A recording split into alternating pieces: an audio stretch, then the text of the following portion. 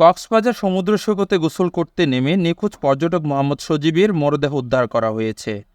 ৫ই সেপ্টেম্বর সকাল ৮টার দিকে সমুদ্র সৈকতের নাজিরা টেক পয়েন্ট থেকে মরদেহ উদ্ধার করা হয়। নিহত পর্যটক ঢাকা পল্লবী থানা ১১D সড়কের কাজী জাহাঙ্গীর হোসেনের ছেলে। সিসেফ লাইফগার্ডের সুপারভাইজার ওসমান গনি বলেন, ৪ই সেপ্টেম্বর সমুদ্র সৈকতের সুগন্ধা পয়েন্টে গোসল করতে নেমে নিখোঁজ হয় মোহাম্মদ সজীব। ৫ই সেপ্টেম্বর সকাল ৮টার দিকে সৈকতের নাজিরা টেক পয়েন্টে স্থানীয়রা মরদেহ দেখতে পায়। পরে সিসেফ লাইফগার্ড উদ্ধার করে সজীবের মরদেহ। আমাদের সমিতিপাড়ায় যে আমাদের লাইফগার্ড সদস্যরা আছে, আমাদের একজন সাদেক নামের আমাদের একজন লাইফগার্ড সদস্য আমাকে ফোন করে বলে যে ভাই একটি নাজিরা টেকের এখানে একটি মরদেহ ভেসে আসছে। স্থানীয় মানুষের সূত্রে আমরা জানতে পারি আমাদের লাইফগার্ডের মাধ্যমে।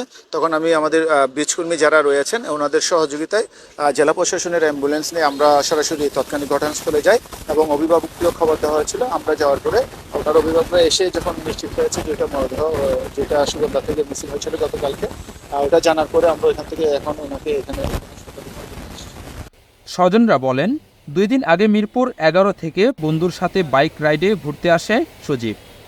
নিখোঁজের ঘটনা শুনে গতকাল তারা কক্সবাজার আসেন। আসার পর দীর্ঘ সময় খোঁজাখুঁজি করেও তার খোঁজ পাওয়া যায়নি। আজ সকালে একটি মৃতদেহ ভেসে আসার কথা শুনে ঘটনাস্থলে গিয়ে দেখে এটা সজীবের মৃতদেহ। আমরা খোঁজাখুঁজি করতেছিলাম, পরে এলাকার অনেক লোকজন বললো যে ভাই এখন জোয়ার হচ্ছে, তো আর একটু সময় নেন, তখন নিজেই ভাসবে আর কি। News desk, CCN।